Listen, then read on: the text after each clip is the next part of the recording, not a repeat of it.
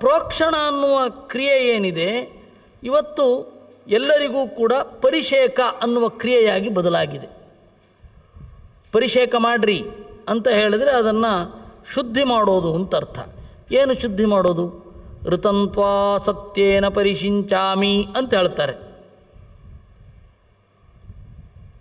ಋತಂತ್ವ, ಈ ಅನ್ನಾಭಿಮಾನಿ ದೇವತೆ ಏನಿದ್ದಾನೆ ಅವನು ಋತ, ಯಥಾರ್ಥ ಜ್ಞಾನವನ್ನು ಕೊಡುವವ.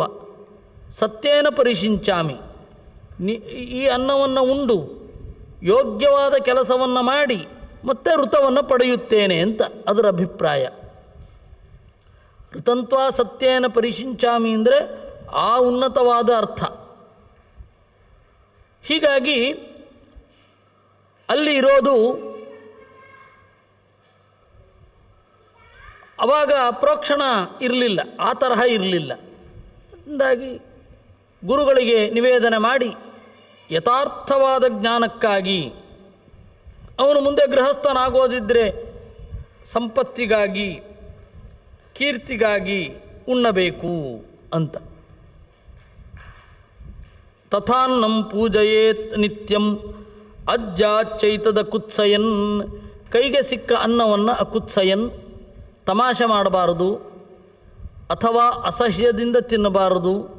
ಅಯ್ಯೋ ಇದೇನು ಹಣೆ ಬರಹ ಅಂದ್ಕೊಂಡು ತಿನ್ನಬಾರದು. ಅದಕ್ಕಾಗಿ ತಥಾ ಅನ್ನಂ ಪೂಜಯೇತಂತ ದರ್ಶನಾತ್ ತಸ್ಯ ಹೃಷ್ಯೇದ್ವೈ ಪ್ರಸೀದೇಚ್ಚಾಪಿ ಭಾರತ. ಅನ್ನವನ್ನು ನೋಡಿದಾಗ ನಿಮಗೆ ಖುಷಿಯಾಗಬೇಕು, ಹಾಗೆ ನಿಮ್ಮ ಲೈಫ್ ಸ್ಟೈಲ್ ಇರಬೇಕು. ಅಂದರೆ ಪದೇ ಪದೇ ತಿಂತಾ ಇರಬೇಡಿ ಅಂತ ಅರ್ಥ ಅಷ್ಟೇ, ಇನ್ನೇನಿಲ್ಲ. ಪದೇ ಪದೇ ತಿಂತಾ ಇದ್ದರೆ ಊಟ ಮಾಡಬೇಕಾ ಅಂತ ಅನಿಸುತ್ತೆ.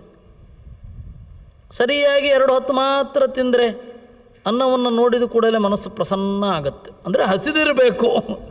ಮುಖ್ಯವಾಗಿ ಏನು, ಕೆಲಸ ಮಾಡಿ ಹಸಿದಿರಬೇಕು ಅಂತ ಅನ್ನೋದು ಇದರ ಸ್ಪಿರಿಟನ್ನೇ ಗ್ರಹಿಸಬೇಕು. ಅನ್ನ ನೋಡಿದ ಕೂಡಲೇ ನಗರಿ ಅಂತಲ್ಲ, ಹಾಗೆ ನಿಮಗೆ ಆ ಪ್ರಸನ್ನತೆ ಮೂಡಬೇಕು. ಆ ರೀತಿಯ ಲೈಫ್ ಸ್ಟೈಲನ್ನು ಇಟ್ಟುಕೊಳ್ಳಿ. ಮಧ್ಯದಲ್ಲಿ ಕುಡಿಯೋದು ಇತ್ಯಾದಿಗಳನ್ನು ಮಾಡಬೇಡಿ. ಇದೆಲ್ಲ ಕಲಿಯುಗದಲ್ಲಿ ಹೀಗಿರಲ್ಲ ಅಂತ ಹೇಳಿ ಈ ತರಹ ಇರಬೇಕು ಅಂತ ಹೇಳಿತೋ ಏನೋ, ಹೇಗೂ ಭವಿಷ್ಯ ಅಲ್ವೇ. ಭವಿಷ್ಯ ಕಾಲದಲ್ಲಿ ಅಳವಡಿಸಿಕೊಳ್ಳಬೇಕಾದ ನಿಯಮಗಳು. ಆ ಕಾಲದಲ್ಲೇ ಅದು ಸಹಜವಾಗಿತ್ತು, ಆಮೇಲೆ ಅದು ಅಸಹಜ ಆಯಿತು. ಅದಕ್ಕೆ ಈ ರೀತಿ ಹೇಳಿದ್ದಾರೆ. ನೋಚ್ಛಿಷ್ಟಂ ಕಸ್ಯಚಿದ್ದದ್ಯಾತ್ ಅನ್ನಾದ್ಯಾಚ್ಚೈತತಾಂತತರಾಂ ಯಸ್ತ್ವನ್ನಂ ಅಂತರಾಕೃತ್ವ ಲೋಭಾದತ್ತಿ ನೃಪೋತ್ತಮ. ನೋಚ್ಛಿಷ್ಟಂ ಕಸ್ಯಚಿದ್ದದ್ಯಾತ್, ಮೊದಲು ಬಂದವರಿಗೆ ಕೊಡಬೇಕು. ಉಚ್ಛಿಷ್ಟ ಅಂತಂದರೆ ಎಂಜಲು ಅಂತಲ್ಲ, ತಿಂದು ಉಳಿದದ್ದು ನೀವು ತಿನ್ನುವ ಮೊದಲು ಬೇರೆಯವರಿಗೆ ಕೊಡಬೇಕು. ಬೇರೆಯವರು ಬಂದರೆ ನೀವು ಊಟ ಮಾಡಿ ಅವರಿಗೆ ಹಾಕೋದಲ್ಲ. ಈ ತರಹದ ನಿಯಮಗಳು. ಇನ್ನೊಂದು, ಎಲೆಯಲ್ಲಿ ಉಂಡು ಬಿಟ್ಟದ್ದನ್ನು ಕೊಡಬಾರದು ಅಂತ ಹೇಳಿ ಅದು ಒಂದು ಅರ್ಥ ಇರೋದೆ. ಯಸ್ತ್ವನ್ನಂ ಅಂತರಾಕೃತ್ವ ಲೋಭಾದತ್ತಿ ನೃಪೋತ್ತಮ, ಅನ್ನವನ್ನು ಮುಚ್ಚಿಕೊಂಡು ತಿನ್ನಬಾರದು. ಅನ್ನ ಇದೆ, ಮಧ್ಯದಲ್ಲಿ ಇನ್ನೇನೋ ವಸ್ತು ಇರುತ್ತೆ, ಆಚೆ ಕೈ ಹಾಕಿ ತೆಗಿಬಾರದು. ನಿಮಗೆ ನೇರವಾಗಿ ಅದು ಕೈಗೆ ಸಿಗುವಂತೆ ಇರಬೇಕು. ಹೀಗೆ ಉಣ್ಣಬೇಕು. ಇದು ಒಳ್ಳೆಯ ಜೀವನ ಶೈಲಿ, ಸಂಸ್ಕಾರದ ಫಲ ಇದು. ಉಪನಯನ, ನಾಮಕರಣ ಇತ್ಯಾದಿ ಸಂಸ್ಕಾರಗಳನ್ನು ಸರಿಯಾಗಿ ಪಡೆದರೆ ಈ ರೀತಿ ಬಾಳುವ ಬುದ್ಧಿ ಬರುತ್ತೆ. ಅದರಿಂದಾಗಿ ಸಂಸ್ಕಾರ ಅನ್ನೋದು ಮಾನಸಿಕ ಸಂಸ್ಕಾರವೇ ವಿನಃ ಹೊರಗಡೆಯ ದೇಹಕ್ಕೆ ಮಾತ್ರ ಸಂಸ್ಕಾರ ಅಲ್ಲವೇ ಅಲ್ಲ. ಸಂಸ್ಕಾರದ ಮೂಲ ಉದ್ದೇಶ ಮಾನಸಿಕ ಸಂಸ್ಕಾರವೇ. ಸಪತ್ರ ಶತಾನೀಕ ಉವಾಚ ಸಕಥಂ ಅಂತರಂ ಪೂರ್ವಂ ಅನ್ನಸ್ಯ ದ್ವಿಜಶತ್ತಮ ಕಿಮಂತರಂ ತಥಾನ್ನಸ್ಯ ಕಥಂ ವಾ ತತ್ಕೃತಂ ಭವೇತ್. ಅಲ್ಲ, ಅನ್ನವನ್ನು ಮುಚ್ಚಿಕೊಂಡು ತಿನ್ನೋದು ಅಂದ್ರೇನು? ಇದು ನನಗೆ ಹೊಸ ಸಂಗತಿ ಅಂತಂದ ಶತಾನೀಕ. ಅನ್ನವನ್ನು ಅಡ್ಡ ಇಟ್ಕೊಂಡು ತಿನ್ನೋದು ಅಂದ್ರೇನು? ಅನ್ನದ ನಡುವೆ ಇನ್ಯಾರೋ ಇರ್ತಾರೆ, ಆಚೆ ಕೈ ಹಾಕಿ ತಿನ್ನೋದು ಅಂದರೆ ಏನಿವೆಲ್ಲ? ನನಗಿದು ಅರ್ಥ ಆಗಲಿಲ್ಲ, ದಯವಿಟ್ಟು ಹೇಳಬೇಕು ಅಂತಂದ ಶತಾನೀಕ. ಅವನದನ್ನು ಅನುಭವಿಸಿದ್ರೆ ತಾನೇ ಅರ್ಥ ಆಗಲಿಕ್ಕೆ. ಕೆಲವು ಕಾಲ ಹೊರಟು ಹೋದ ಮೇಲೆ ಏನು ಬದಲಾವಣೆ ಆಗುತ್ತೆ, ಅದು ನಮ್ಮ ಭಾಷೆಯನ್ನೆಲ್ಲ ಬಹಳ ಇನ್ಫ್ಲೂಯೆನ್ಸ್ ಮಾಡುತ್ತೆ. ಹೊರಗಡೆಯ ವಸ್ತುಗಳಿಗೆ ಅನುಗುಣವಾಗಿ ನಮ್ಮ ಭಾಷೆಗಳು ಬದಲಾಗ್ತಾ ಹೋಗ್ತಾ ಇರುತ್ತೆ. ಆವಾಗ ಅದು ಅರ್ಥ ಆಗೋಲ್ಲ ಹಿಂದಿನವರಿಗೆ. ಯಾರಿಗೆ ಆ ಪರಿಸ್ಥಿತಿಯೇ ಇರಲ್ಲ ಅವ್ರಿಗೂ ಅರ್ಥ ಆಗಲ್ಲ. ದ್ವಾದಶಿ ಪಾರಣೆ ಮುಗಿಸಿ ಬರ್ತೇನೆ ಅಂತ ಅದರ ಪರಿಚಯವೇ ಇಲ್ಲದೆ ಇದ್ದವ್ರಿಗೆ ಹೇಳಿದ್ರೆ ಏನು ಅರ್ಥ ಆಗತ್ತೆ ಅಲ್ವಾ? ಒಬ್ಬರು ವಿದೇಶಕ್ಕೆ ಹೋಗಿದ್ರಂತೆ. ಅವರು ಲೋಟ ಪ್ರತ್ಯೇಕವಾಗಿ ಇಟ್ಕೊಂಡಿದ್ದರು, ಮಡಿ. ಅವರು ಕೆಲವೊಬ್ಬರು ಹೀಗಿರ್ತಾರೆ, ಏನು ಮಾಡಲಿಕ್ಕೆ ಬರಲ್ಲ. ಅವರು ಬೇರೆ ಯಾರೂ ಅಲ್ಲ, ಗುರು ರಾಮಸ್ವಾಮಿ ಅಯ್ಯಂಗಾರ್ ಅವರ ಇದರಲ್ಲಿ ಹೇಳ್ತಾರೆ, ಅವರ ಜೀವನ ಚರಿತ್ರೆಯಲ್ಲಿ ಅವರು ಅಮೇರಿಕಾಗೆ ಹೋದ ಅನುಭವ ಹೇಳ್ತಾರೆ. ಲೋಟ ಒಂದು ಪ್ರತ್ಯೇಕ ಇಟ್ಕೊಂಡಿದ್ರು. ಅವರೆಲ್ಲ ಎಂಜಲ್ ಮಾಡಿಬಿಡ್ತಾರೆ, ನಾನು ನನ್ನ ಲೋಟದಲ್ಲಿ ಮಾತ್ರ ಕುಡಿತೇನೆ ಅಂತ ಅವ್ರ ಹೆಂಡತಿ.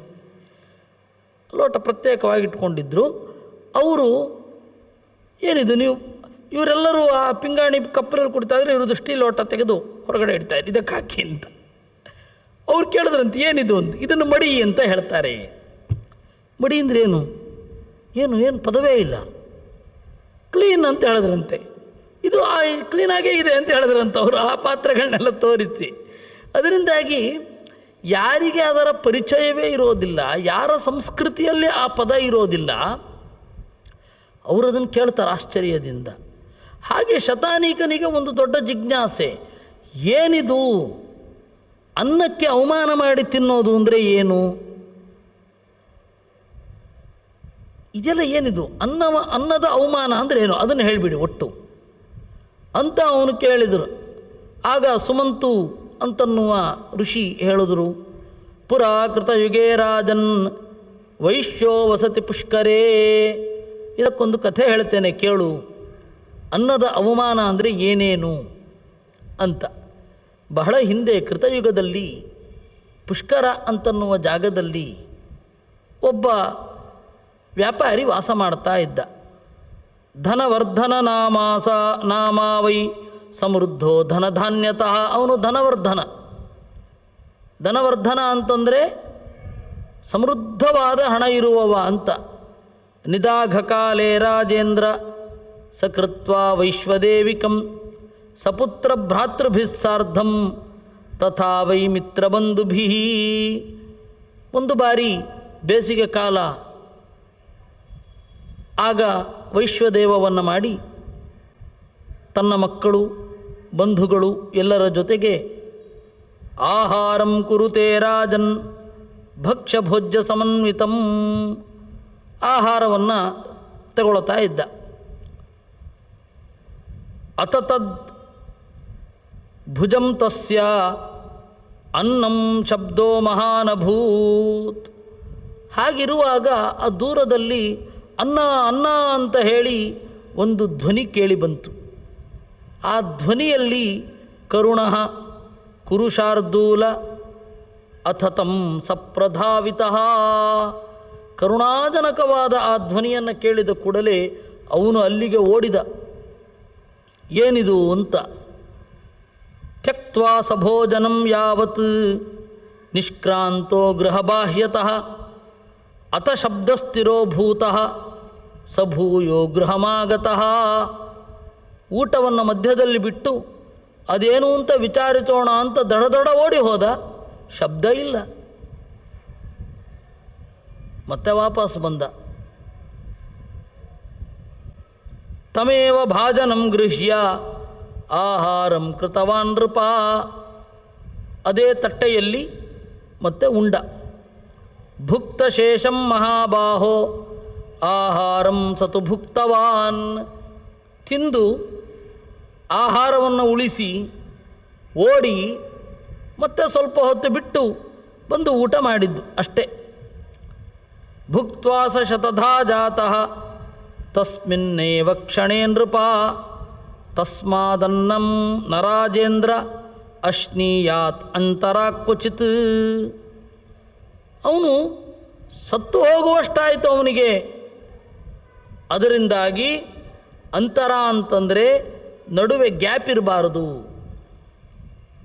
ಸಮಯದ ಆಂತರ್ಯ ಇರಬಾರದು. ತಿನ್ನೋದು ಆಮೇಲೆ ಇಡೋದು, ಊರೆಲ್ಲ ಸುತ್ತಾಡಿಕೊಂಡು ಬಂದು ಮತ್ತೆ ತಿನ್ನೋದು, ಆ ತರಹ ಇರಬಾರದು ಅಂತ.